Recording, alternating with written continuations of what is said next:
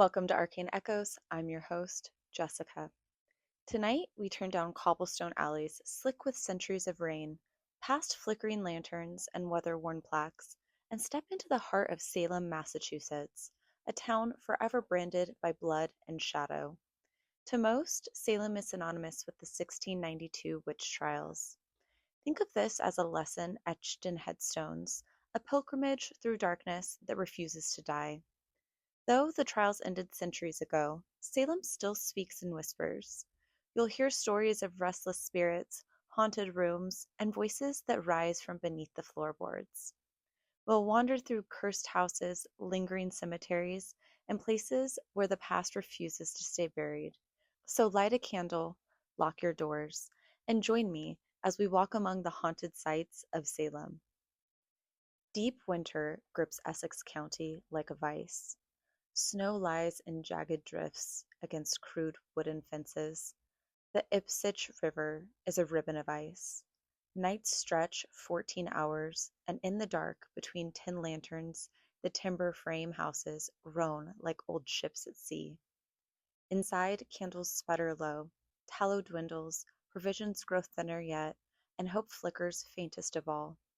Into this gloom step two trembling girls, Betty Paris and Abigail Williams, contorting, barking, and clawing at the air as though swatting hornets no one can see. Their eyes roll white, and when they speak, it is not English, but a string of guttural shrieks that send frost down the spines of their neighbors. Word spreads faster than the January wind that howls down Meeting House Lane.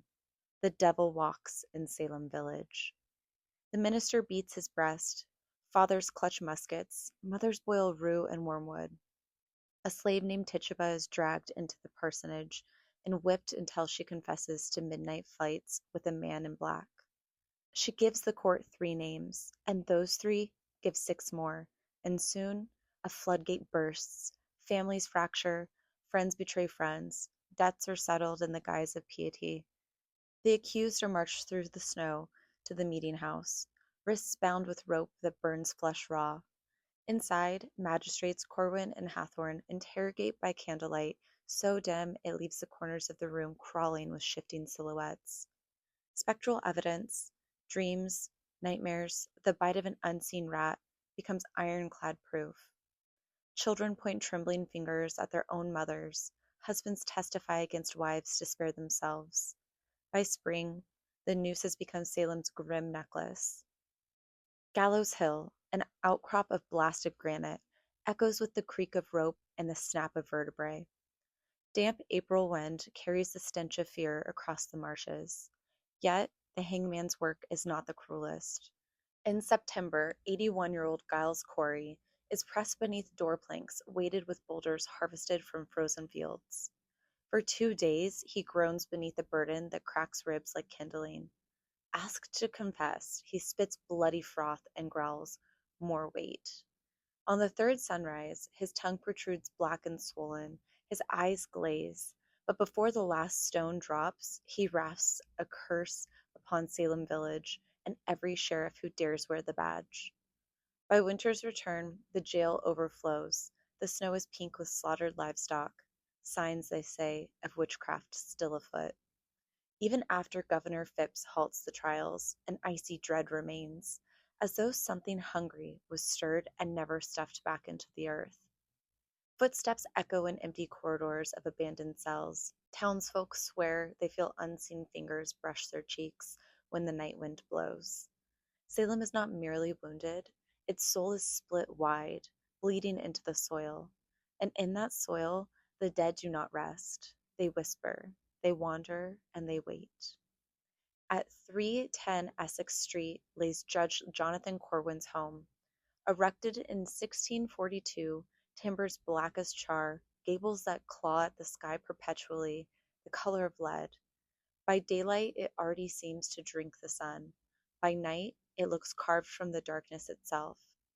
Stand on the frost-slick porch, and you'll notice the subtle tilt of the frame, like a body bowed beneath guilt. Local lore claims the house was built atop a burial ground long before Corwin moved in, and that powwow drums can still be heard under the right moon. Whether truth or rumor, every board here hums with unease. Cross the threshold and the scent hits you first.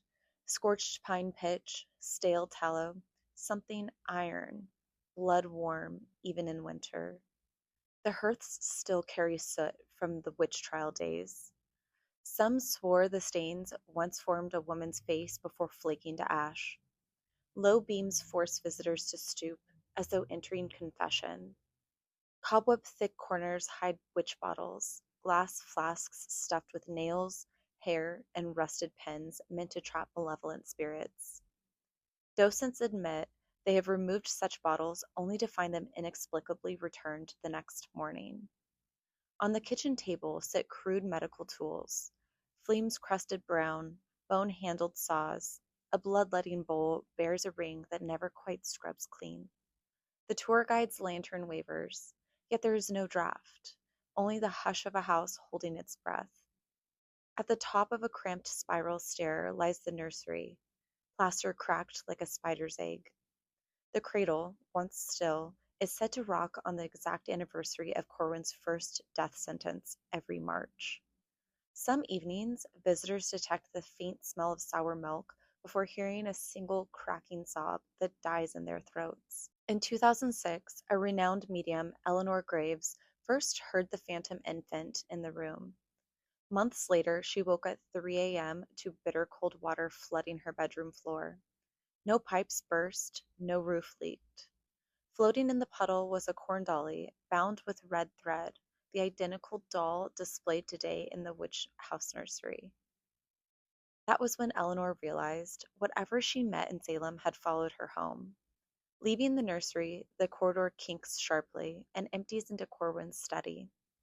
Diamond-pane windows lattice the walls with shadows like prison bars. Leather folios of indictment rest beneath the glass. The ink seems to pulse if stared at too long. Here, batteries die in minutes. EMF meters scream, and visitors complain of an ache blooming behind the left eye, precisely where accused witches were probed for the devil's mark. In 2010, historian Daniel Price once scoffed aloud at an indictment, calling it Puritan paranoia. A crushing weight pinned his chest, a chair dragged backwards, though no one touched it. A spectral voice exhaled, "You don't understand." In the next weeks that followed, livid bruises, shaped like shackles, appeared around his wrists, and his nightmares replayed the sensation of drowning in soil while unseen judges chanted scripture. At midnight, the house sometimes unveils one more secret. In 2019, a security guard snapped a photo on his phone of the main hall after closing. In the photo, Corwin's framed likeness, removed in the 1970s, appears hanging above the hearth, eyes luminous, mouth ajar, as if mid-verdict. 2 minutes later, the portrait was gone. Nothing hung there but nail-scarred plaster. Local sensitives insist a column of icy air snakes from cellar to attic, a conduit binding the souls condemned by Corwin to the judge who damned them. They say if you stand in that invisible shaft at midnight, you will feel a palm close over your heart, not to harm, but to weigh it. The witch house is no mere relic. It is a furnace where centuries of accusation, terror, and grief smolder still, exhaling into every creak of the floor. Step lightly, speak softly, and remember once you enter, the past walks beside you, matching you, breath for breath. On a quiet tree-lined stretch of Washington Street stands one of Salem's most deceptive facades, the Joshua Ward House. At first glance, the Joshua Ward House is the picture of Georgian grace. Red brick walls, white accents, a doorway framed by fluted columns. Tourists click photos admiring symmetry and sunlight on window glass. But beneath that polished colonial charm lies one of the darkest, most violent energies in Salem's haunted landscape.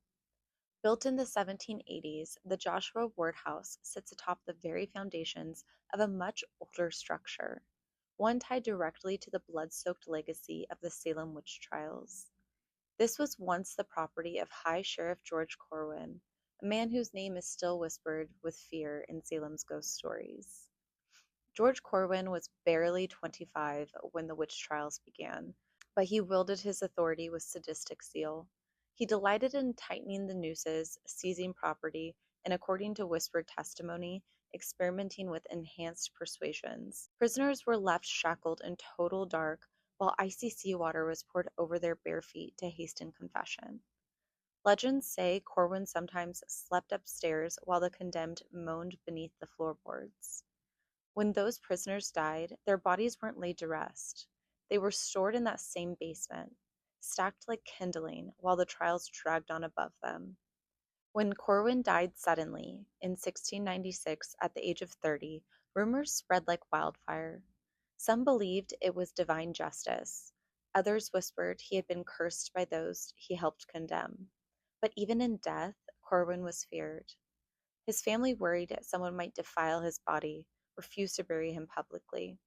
Instead, they entombed him, right there in the basement of his home. And that's where the rot began. Decades passed. The old house was demolished. In its place rose the Joshua Ward house, grand, symmetrical, seemingly untouched by the horrors that came before. But anyone who has spent time inside knows better. Fast forward to the 1980s. The house had become an office space, paper pushers, filing cabinets, desk lamps, but something about the air inside never felt right, and it wasn't long before the employees began to speak. They reported icy blasts of air in sealed rooms, whispers, voices calling out names when no one else was in the building, papers flying from desks, drawers slamming shut, shadows moving across walls without a source. But the most infamous story came from a holiday party. Someone snapped a Polaroid of coworkers gathered in front of the fireplace. Harmless, festive. But when the photo developed, it showed something that froze the blood of everyone who saw it. A woman. But not one anyone remembered being there. Her face was twisted, distorted into something wrong. Her hair stood out in wild tangles, her mouth open, screaming. Or laughing? It was impossible to tell. Her eyes were hollow, empty, not human. That photo made its way into the hands of paranormal investigators, and that was when the house's reputation was cemented. Because it didn't matter how many renovations were done or how many blessings were performed. Something beneath those walls, beneath the floorboards, remained. Some say it's George Corwin. Some say it's the spirits of those he tortured. And some believe it's not even human anymore, that the years of violence, terror, and death created a kind of spiritual infection. The house itself has become a living thing, hungry. In the winter of 1983, a woman took a part-time job filing and answering phones in the Joshua Ward house. She didn't know the history behind the house, just that it was very old. She was given the office in the basement. The recount of her brief time in the office is chilling. It was small, low ceiling, old wood beams. The walls were this strange shade of stone gray, like something that had been scrubbed away, but never quite cleaned. There was a cold draft I could never find the source of.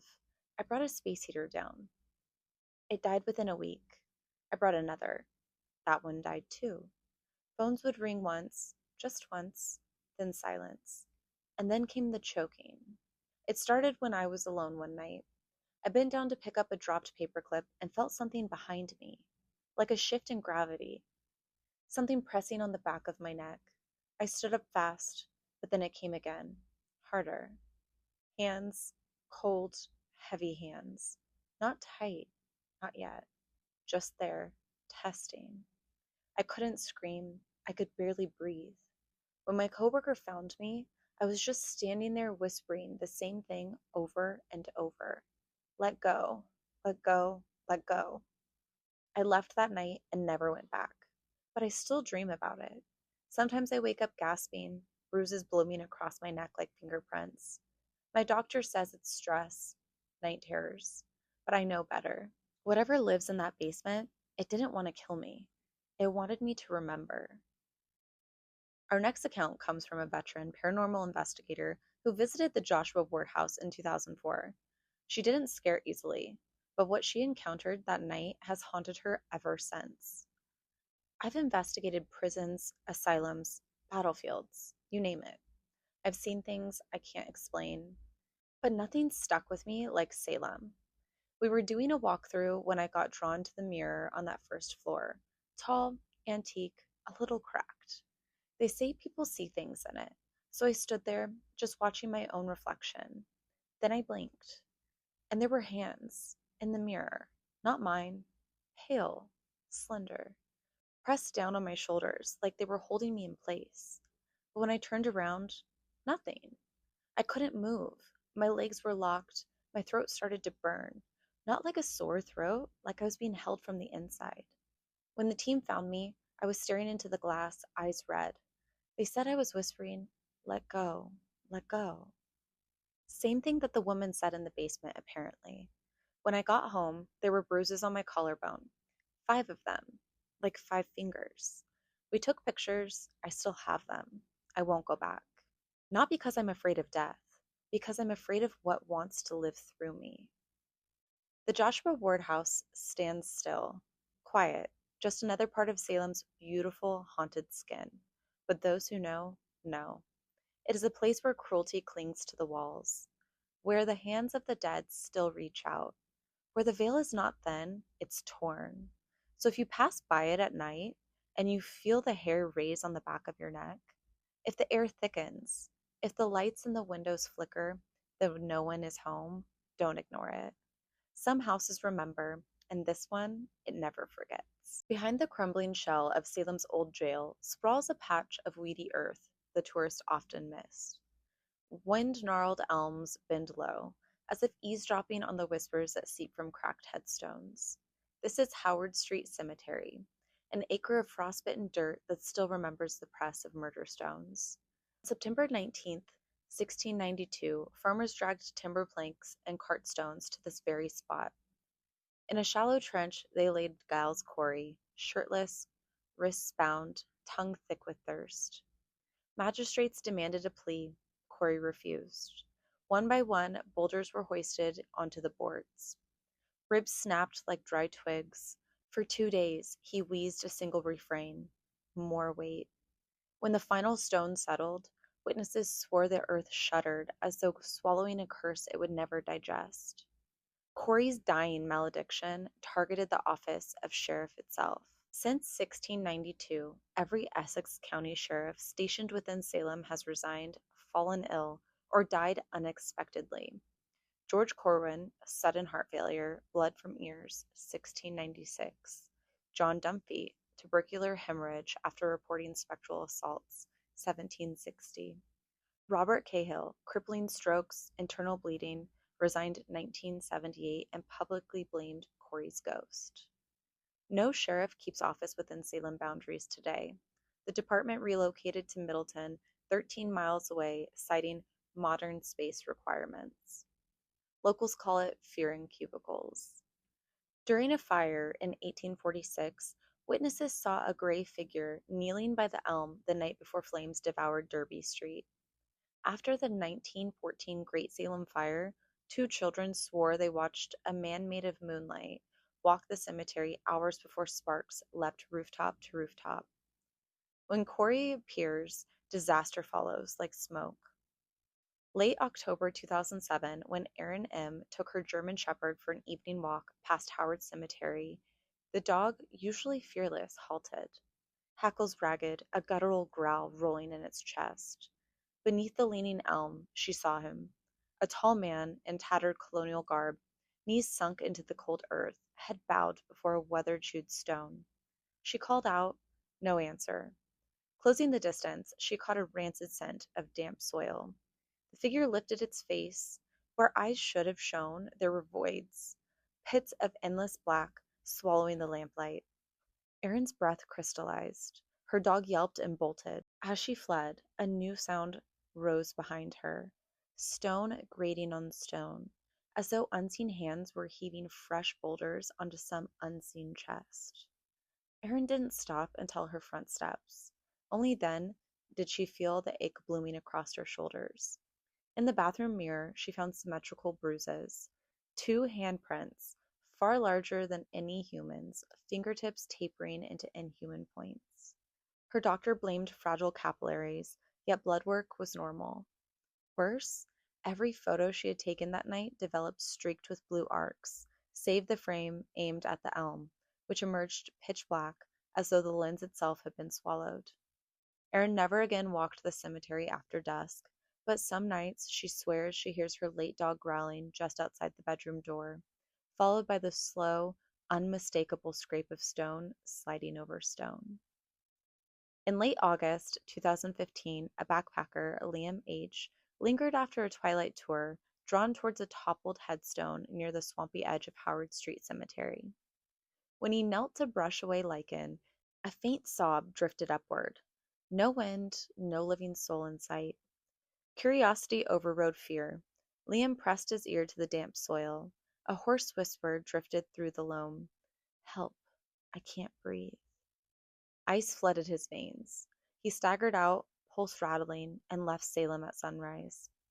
Yet the cemetery clung to him. 2 weeks later, neighbors discovered Liam at 3 a.m. in his vegetable garden, barefoot, digging furiously with bleeding hands. Half asleep, he muttered he had to finish the burial.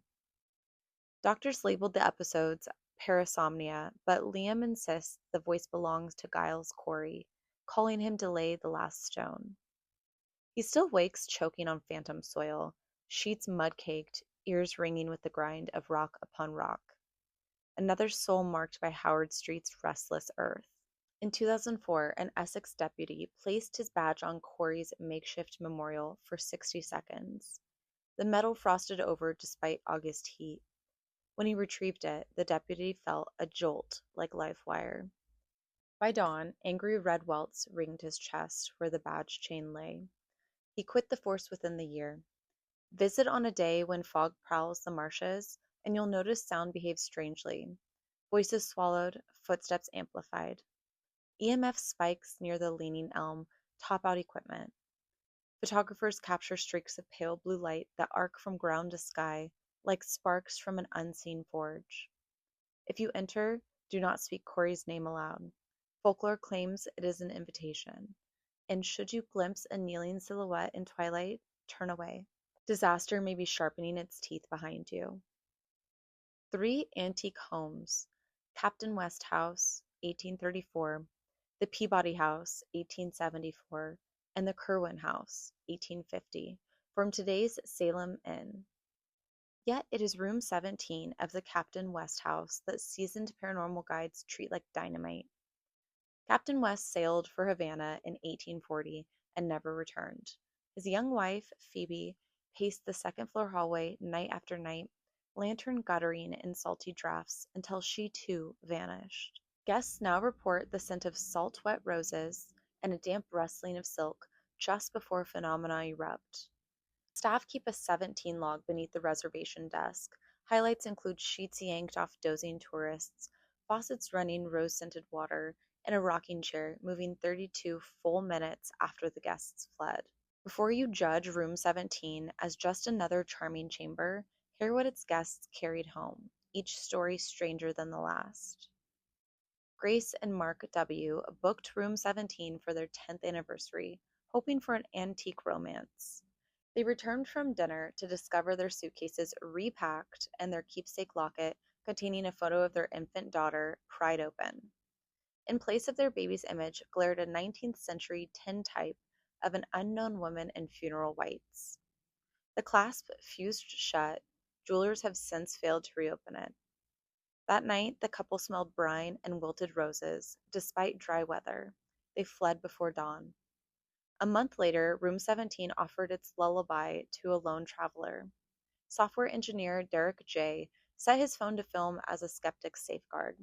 At exactly 2:37 a.m., he awoke, paralyzed, a crushing weight on his sternum, while a woman crooned, "Rockabye Baby."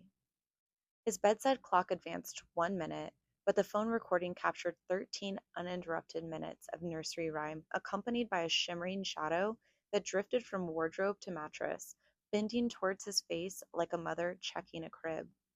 Derek moved to a different hotel. The melody still surfaces in his sleep, always at 2:37 a.m. The following spring, evidence of the lady's maritime sorrow seeped through the floorboards. Housekeeper Marta R. unlocked room 17 at 6 a.m. after an empty night. She found a trail of wet, child-sized footprints, each print crystalline with sea salt, leading from the sealed window to the center of the bed where the duvet was indented as if someone knelt. Lab tests confirmed the residue matched Atlantic seawater. Outside, Essex Street remained bone dry. Local lore warns, if humming drifts beneath your door in room 17, bolt the latch and place iron shears beneath your pillow. Sailors once swore iron keeps drowning spirits at bay. A cozy storefront with gingerbread trim masks a labyrinth beneath. Prohibition-era tunnels snake toward the wharf, once ferrying contraband rum, and some whisper corpses for clandestine dissection at the old medical college. When workers broke through a brick wall in 2013, they exposed a tunnel mouth lined with oyster shells and rusted hooks. Within weeks, staff noticed temperature plunges of 20 degrees Fahrenheit between travel and poetry sections. The unmistakable perfume of violets, Victorian funerary scent, wafting from floor vents. Books toppled in patterns spelling archaic names Finch, Wardwell, Godbeer, all tied to 17th century witchcraft documents. An evening clerk heard a whisper, "Don't forget me," then discovered a 1959 love letter from Margaret Eleanor Finch, a woman killed in a 1963 boarding house fire. Every attempt to refile the letters sees it returned to the same shelf by morning. Its final line, "I'll wait for you, I always do." The shop's owners hoped cataloging the letter would calm the shelves. It didn't. Instead, the tunnel beneath began to answer. Paranormal outfit shadow seekers descended the basement to conduct an EVP session at the bricked-up hatch. When investigator Carla V. asked, "Did you see the Great Fire of 1914?" 3 knocks sounded slow, deliberate, matching the question's cadence. A second query, "Are you trapped down there?" received 2 frantic raps, then silence. Team lead Marcus K. finally asked, "Do you want us to leave?" The digital recorder captured a gravel-thick voice groaning, "Stay. Read." Instantly, every emergency light in the basement on separate battery circuits failed. An infrared video shows the team's flashlights dimming as a shadow wider than the hatch spreads across the floor, as though rising smoke had gained mass. The crew fled, yet audio kept rolling. 11 further knocks spelling "stay" in Morse. Weeks later, the hatch mortar wept black streaks smelling of burnt paper. Shadow seekers quit Essex Street, but the stacks had one more message for daylight patrons. During a Saturday children's story hour, 20 parents watched in horror as the top shelf of antique Bibles shot forward, books fanning like a giant deck of cards. For a heartbeat, they hovered midair, pages fluttering but suspended, before slamming into the hardwood. The startled storyteller noticed every Bible lay open to Psalm 94. "He that planted the ear, shall he not hear? He that formed the eye, shall he not see?" Security replay revealed no quake, no draft, only ink-dark tendrils curling from the tunnel wall moments before launch. The shop now chains that shelf, yet locks rust through overnight. Between the whispers and the tunnels, Wicked Good Books feels less like a store than a conversation left unfinished. If a tome drops at your feet, read the page aloud. Ignore the plea, and the tunnel may follow you home. Perched on Turner Street, with its stern gables knifing the sky, the House of Seven Gables looks almost theatrical, yet every brick and beam hums with lived-in dread. Built in 1668 for sea merchant John Turner I, the mansion boasts secret staircases, hidden closets, and a reputation that outlived Hawthorne's pen. Guides call it a time capsule, sensitives call it a trapdoor in the veil. The air inside feels pressurized, as if generations of breath never fully exhaled. Cedar scent mixes with river damp, and visitors notice sound dulls in the hall, yet amplifies on the narrow attic steps. Cold zones drift like invisible children playing tag. Shadows lurk on stair landings, too dark, too defined, as though painted in ink. Some nights the attic windows fog from within, then a tiny handprint appears, 5 perfect smudges, each the size of a silver dollar. Staff wipe it away. By morning, it returns. In 2005, seasonal guide Mara D opened the attic for a 10 a.m. tour. Alone, she heard a child giggle, light, breathless, followed by the patter of bare feet. Thinking a visitor's kid had slipped past, she climbed the secret stair. The attic stood empty, dust swirling in sun shafts. When a box of antique marbles rolled from the shelf, tracing a circle at her feet, a small voice whispered right beside her ear, "Found you." Mara sprinted downstairs. Later, she discovered her tour badge missing. It reappeared a week later, resting atop the marbles, edges singed. In 2019, travel blogger Alyssa V took a self-guided audio tour at dusk. Halfway up the cramped stairwell between kitchen and attic, she felt the air thicken, warm breath against her neck. Turning, she saw a silhouette darker than the dim corridor. No features, just a void. One hand-shaped absence stretched towards her, fingers impossibly long. Phone videos show static the moment the shape appears. Frames resume only when she stumbles into the kitchen, sobbing. That night, Alyssa dreamt of drowning in black ink while the voice murmured, "One more stair."